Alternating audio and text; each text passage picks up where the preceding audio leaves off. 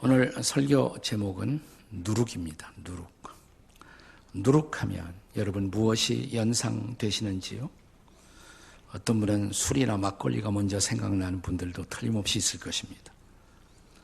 옛날엔 집집마다 누룩을 띄워 술을 빚어 만드는 일이 매우 일상적인 우리의 관습이기도 했습니다. 어떤 분은 빵을 연상하는 분도 있을 것입니다. 누룩은 일단 발효제입니다. 우리가 어릴 때 자연 시간에 곰팡이에 대한 공부를 했습니다.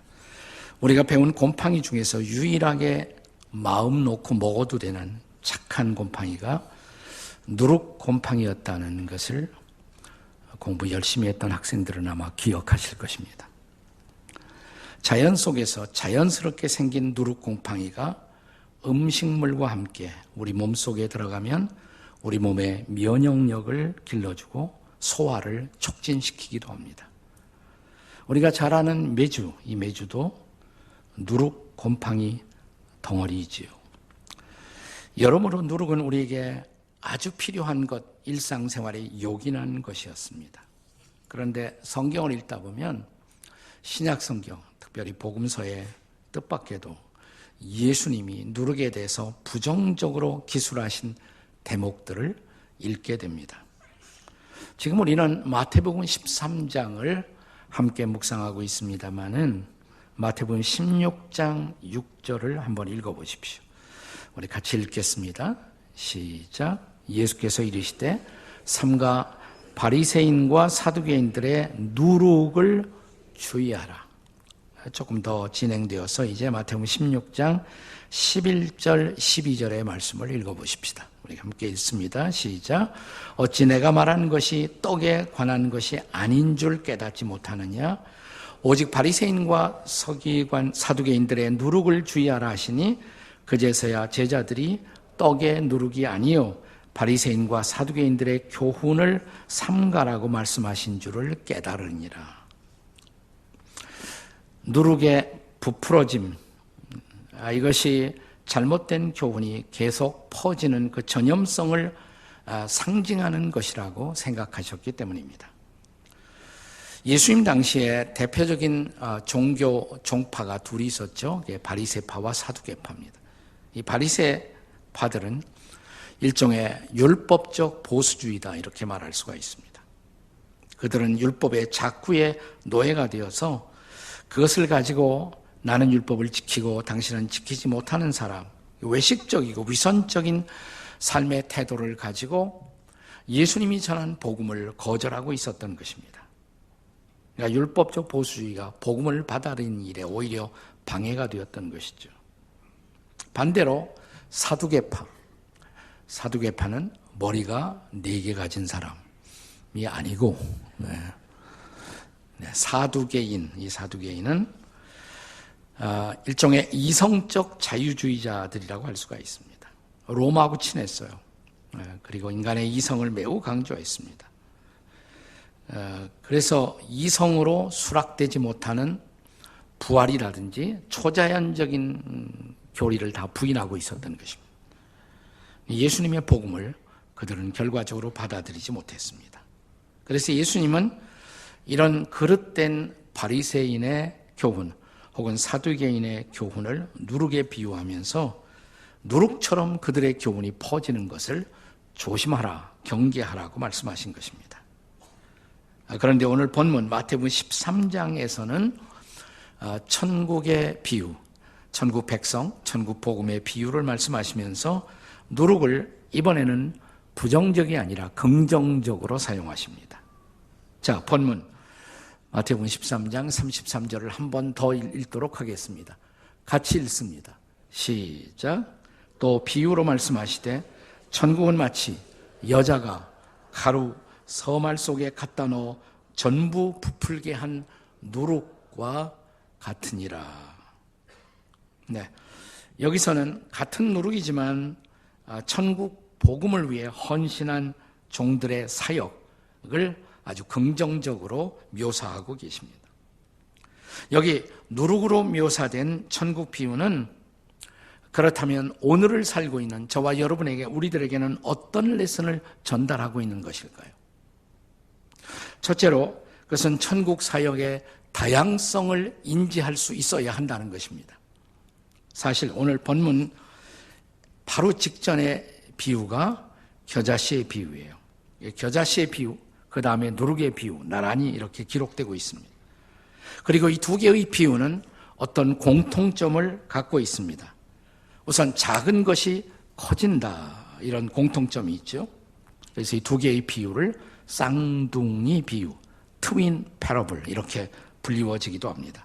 그러나 같은 교훈을 강조하기 위해서 비슷한 또 다른 비유의 반복이 정말 필요했을까요?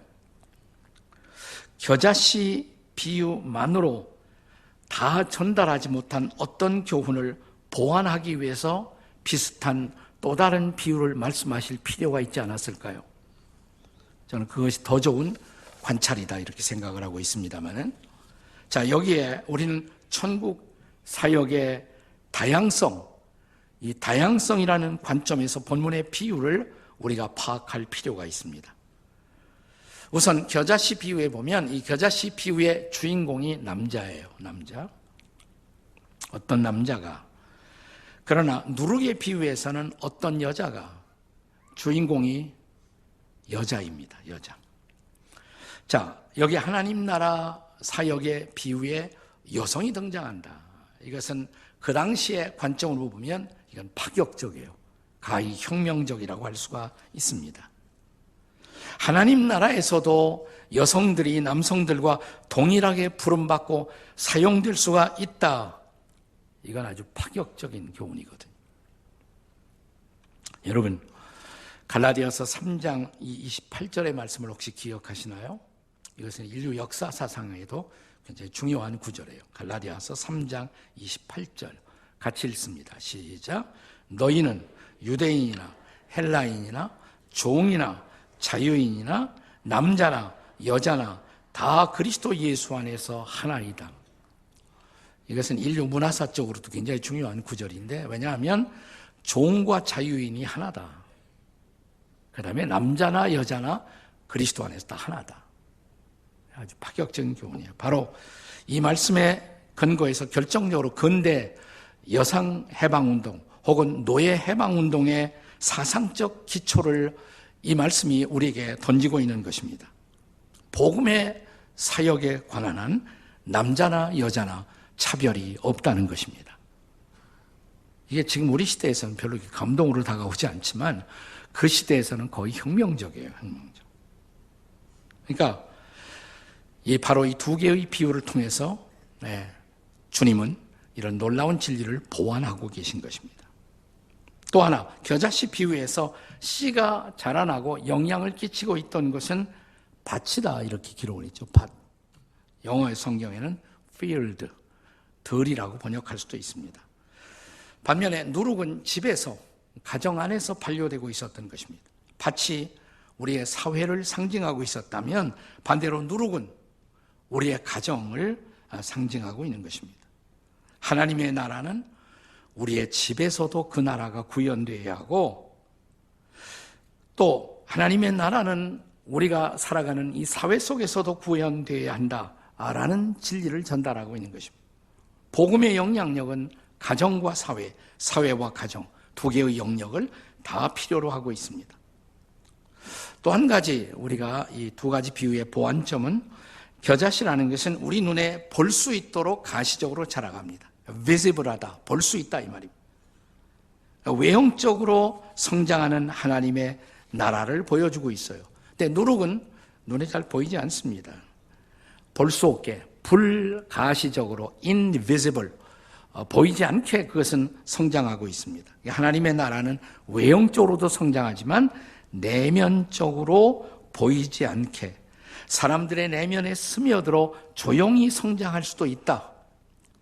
이것은 하나님 나라의 두 가지 특성, 외형적으로도 성장하고, 이걸 extensive growth라고 말하는데, 하나님의 나라는 외형적으로도 자라나지만 더 중요한 것은 내면적으로 사람들의 내면 안에서 하나님의 나라가 확장되고 있다는 것입니다.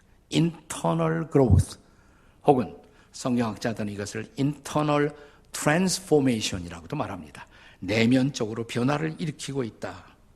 그래서 하나님의 나라는 때때로 공개적으로 담대하게 선포될 필요도 있지만 하나님의 나라는 조용히 사람들의 마음속에 스며들게 해야 한다.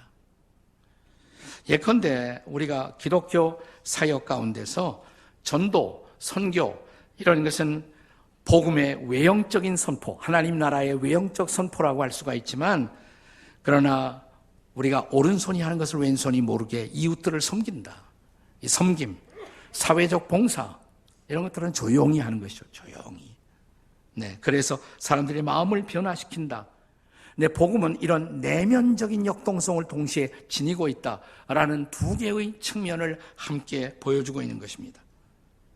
여기에 바로 하나님 나라 사역의 다양성 혹은 다면적 차원이 존재하고 있다는 것입니다. 이것이 예수님으로 하여금 겨자씨의 비유에서 누룩의 비유를 첨가하여 말씀하신 중요한 이유라고 할 수가 있습니다. 하나님의 나라는 다양하다는 것입니다. 남성도 여성도 필요합니다. 하나님의 나라는 가정에서도 사회에서도 계속 전파되어야 합니다. 하나님의 나라는 볼 수 있게 볼 수 없게도 계속 사람들의 마음속에 영향력을 일으킨다는 것입니다. 자, 이 본문의 비유가 가르치고 있는 또 하나의 중요한 레슨. 둘째로 천국 백성은 교제의 공동체임을 우리에게 알립니다. 교제의 공동체다.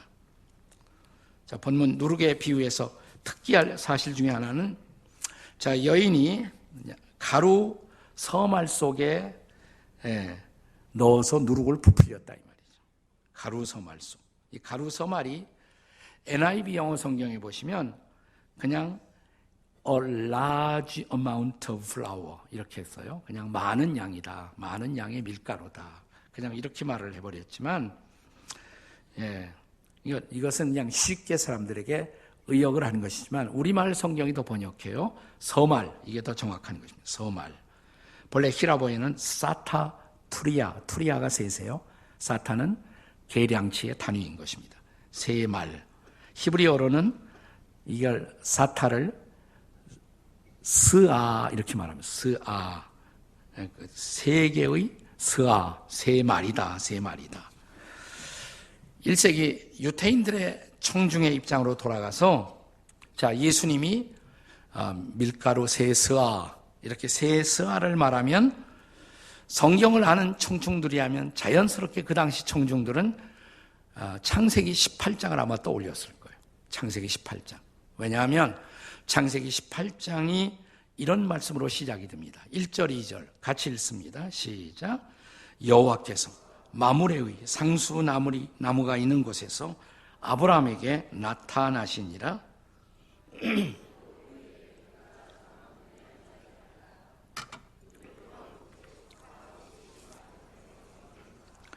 자, 여기 아마 더운 날씨 같아요.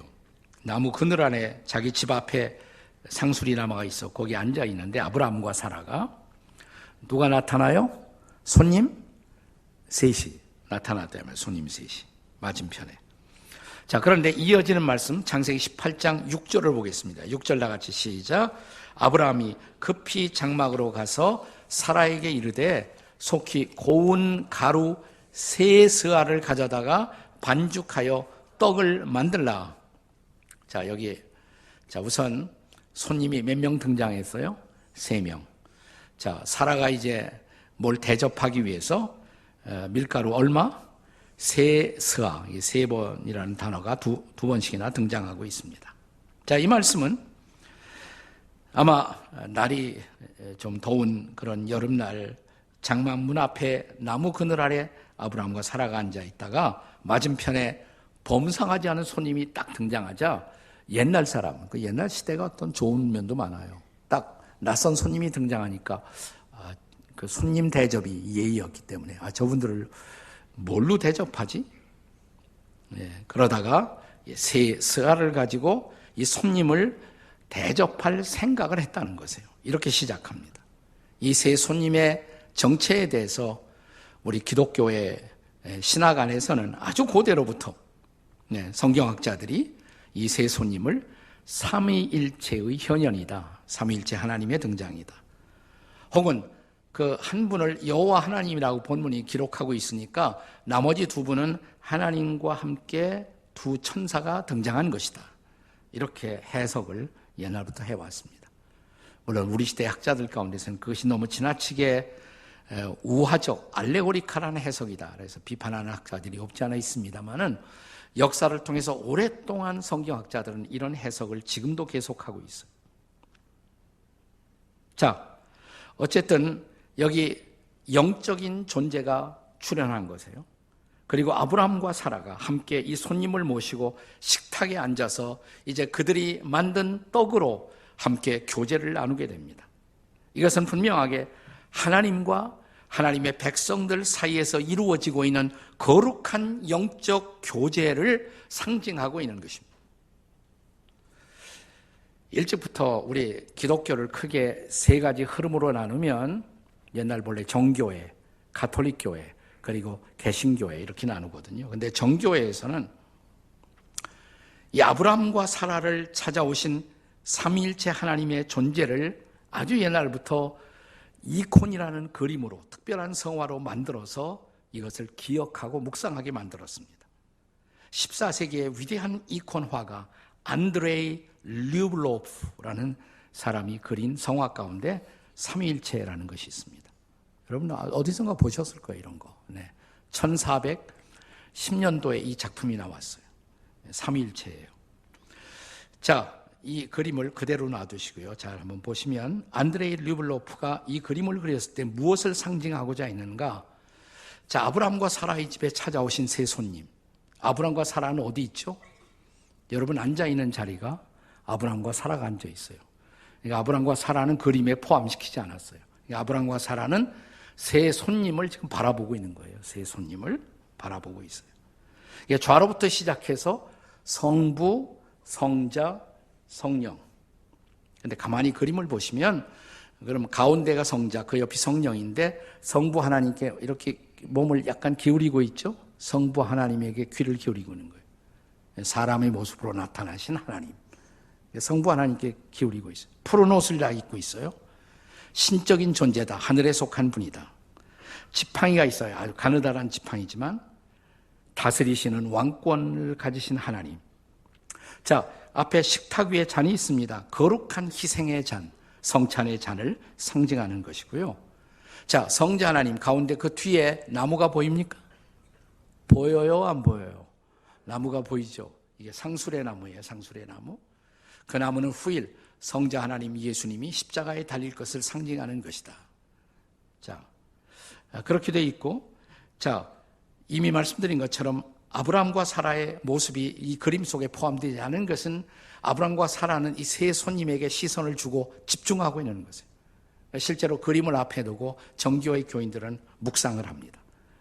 계속 묵상을 하는 가운데 이 세 분의 대화 속에 동참하기도 하고 세 분의 임재를 느끼기도 하고 이 세 분과 하나가 돼요. 하나님과 하나 되는 우리들의 영적인 경험, 교제, 그것을 상징하고 있는 것입니다. 됐습니다. 초대교회. 우리가 역사를 기록하고 있는 사도행전에 보면 초대 그리스도인들의 교제를 상징할 때 항상 이런 표현이 자주 반복되죠. 그들은 그냥 교제한 것이 아니라 떡을 떼며 교제했다. 네. 이런 교제를 가리켜서 코이노니아 이렇게 불렀습니다. 코이노니아. 다 같이 코이노니아. 교제는 그냥 안 되죠. 뭔가를 먹으면서 해야 그 교제가 되지 그냥 교제가 안 되잖아요. 연애 시절도 빨리 친할 수 있는 방법은 일단 한번 같이 먹고 나면 생각이 달라지는 겁니다. 이 먹는다는 것이 인간의 삶 속에서는 아주 소중한 것이죠. 그러나 떡을 뗀다고 무조건 교제가 이루어진 것이 아니라 떡을 떼면서 대화를 나누고 삶을 이야기하고 마음을 나누고 그 교제 가운데서 하나 되는 거, 이게 바로 코이노니아예요. 코이노니아. 식탁의 교제는 성도의 교제의 가장 실천적 삶의 모습이라고 할 수가 있어요. 계시록 3장 20절의 말씀이 생각나지 않으시나요? 같이 읽겠습니다. 시작. 볼지어다 내가 문 밖에 서서 두드리노니 누구든 내 음성을 듣고 문을 열면 내가 그에게로 들어가 그로 더불어 먹고 그는 나로 더불어 먹으리라. 우리가 주님을 마음속에 모실 때 주님과 함께 나누는 교제의 모습입니다.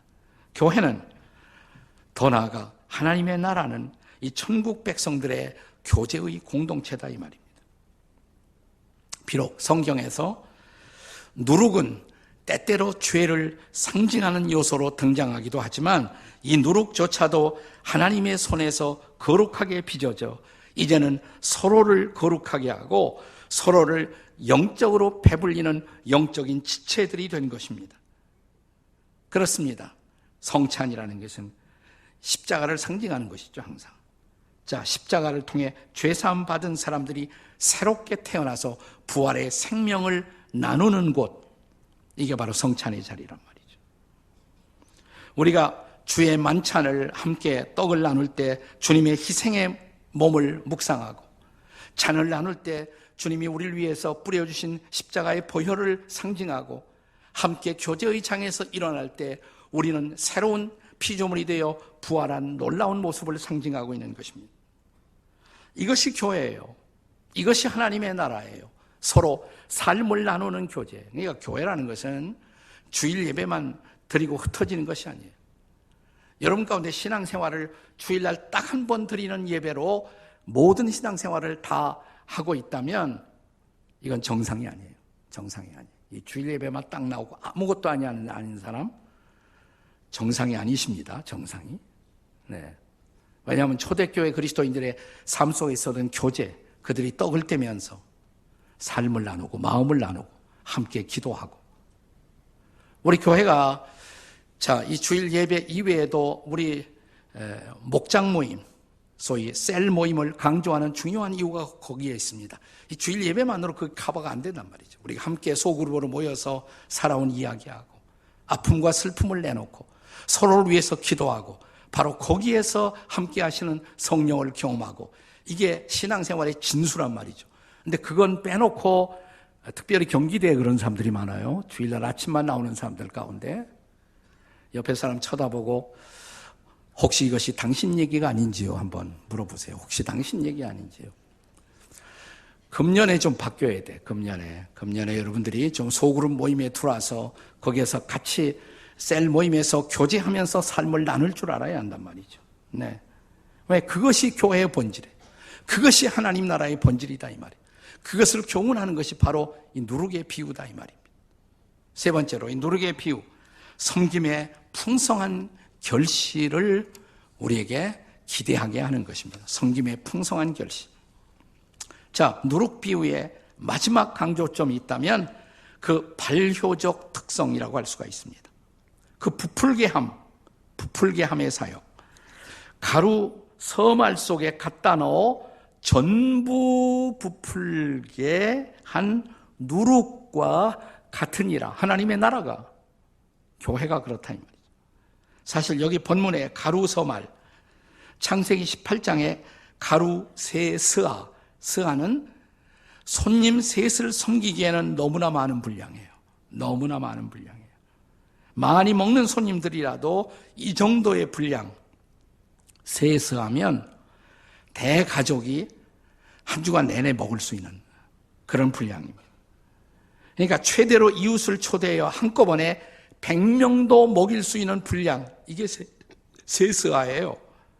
그래서 한 성경학자는 창세기에서 사라가 3명의 손님을 위해서 세스아의 베이킹 프로젝트를 준비한 대목에서 고대 히브리 사람들은 어마어마한 양의 반죽이 부풀어 오르는 광경을 연상하면서 입가에 흐뭇한 미소를 지었을 것이다. 이렇게 말합니다. 자, 그러니까 이 정도의 양으로 손님을 대접하는 것은 최소한의 예의를 지키기 위한 것이 아니다 이 말이에요. 의무적인 최소한의 섬김이 아니라 풍성한 섬김, 풍성한 사랑, 풍성한 나눔을 연상케 하는 것입니다. 천국 백성들의 교제는 바로 그와 같은 것이어야 한다. 이것이 바로 레슨이에요. 자, 예수님의 오병이어의 기적이 초래한 결과 생각나시죠? 보리떡 5개로, 물고기 2마리로 그 많은 사람들을 먹이고, 그리고도 얼마가 남았다? 12광주리 남은 조각을 다 거두었다 이 말이에요. 풍성한 기적이죠. 풍성한 나눔이었고. 그것은 예수님 자신의 약속의 실현이 아니었을까요?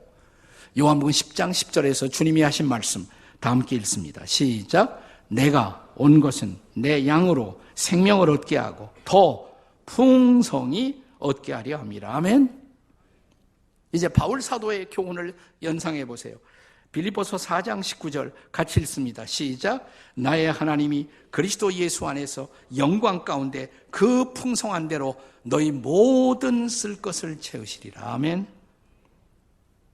이것은 반드시 초대교회 성도들이 물질적으로 넉넉했기 때문에 이렇게 그들이 서로를 채우면서 살 수가 있었다, 그 얘기 아니에요. 물질적으로 넉넉했기 때문이 아니라 넉넉한 사랑이 있었기 때문에 그래요. 넉넉한 사랑이. 자, 고린도 후서 8장에 보시면 예루살렘에 기근이 들었다는 소식을 듣고 저 마케도니아 지방의 성도들이 그들을 위해 헌금을 합니다. 고린도 후서 8장 2절 같이 읽어보세요. 시작. 환난에 많은 시련 가운데서 그들의 넘치는 기쁨과 극심한 가난이 그들의 풍성한 연보를 넘치도록 하였느니라. 말도 안 되는 말씀이에요. 경제적으로 극심한 가난에 시달리면서도 풍성한 연보를 넘치도록 했다. 왜? 넘치는 사랑이 있었기 때문에 가능한 거예요. 자, 고린도후서 8장 7절에서 이 사건을 다시 조명하고 있는 말씀을 읽어보세요. 시작. 오직 너희는 우리를 사랑하는 이 모든 일에 풍성한 것 같이 이 은혜에도 풍성하게 할지니라. 여기 이 은혜라는 것은 나누는 은혜. 우리가 이미 풍성한 사랑을 경험했다면 나누는 은혜에도 우리는 풍성할 수 있어야 한다. 자, 어떻게 그들에게 이런 것이 가능해요? 자, 이어지는 말씀 고린도후서 8장 8절입니다. 다 같이 시작. 그들의 사랑의 진실함을 증명하고자 함이로라. 사랑의 진실함을 증명하기 위해서 그들은 이렇게 풍성히 나눌 수 있었던 것입니다. 이런 초대교회의 풍성한 나눔, 풍성한 사랑의 기적을 증언하는 아주 굉장히 가느다란 얇은 페이지의 책이 하나 나왔습니다. 초대교회가 당시 세상에 얼마나 모든 영역에 영향력을 남길 수 있었는가를 증언하고 있는 책이에요. 마치 오늘 본문 가루 서말 속에 갖다 넣어 전부를 부풀게 하던 누룩처럼 초대 기독교가 미치고 있었던 영향, 이런 책인데 1세기 그리스도인의 하루, 아주 여러분이 한 1시간이면 읽을 수 있는 책이에요. 2시간만 집중하면. 1세기 그리스도인의 하루. 제가 이 책을 읽으면서 제 마음속에 이런 생각이 들었어요. 이 이야기는 로마의 대화재 사건, 네로가 불질러 놓고 크리스찬이 그랬다고 해서 기독교인들이 큰 곤경을 경험하잖아요.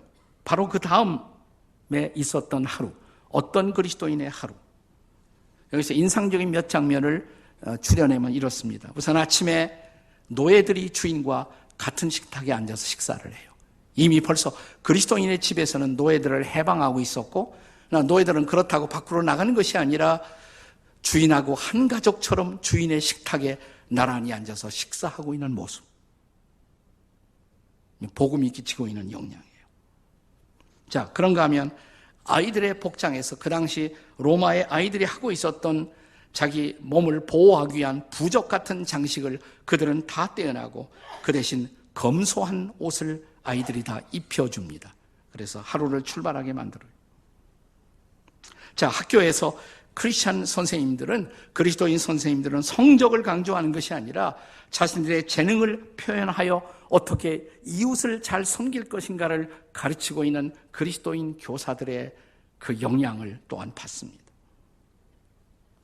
자, 오후 시간에 화재로 삶의 터전을 잃어버린 사람들을 방문하고 그들에게 물질적인 도움을 베풀고 있는 그리스도인들의 모습. 저녁 시간에는 가족들이 함께 자유로운 대화의 꽃을 피우고 있습니다. 이게 복음이 끼쳐다 주고 있는 변화란 말이죠. 그리고 심지어 이 책에 이런 얘기도 나와요. 부부 사이에도 과거에 남성에게만 끌려다니던 아내도 자기의 성적인 표현을 자유롭게 할 수 있는 부부의 동등한 성적인 교제. 그래서 따뜻한 부부의 하루의 마무리가 이루어지고 있는 모습.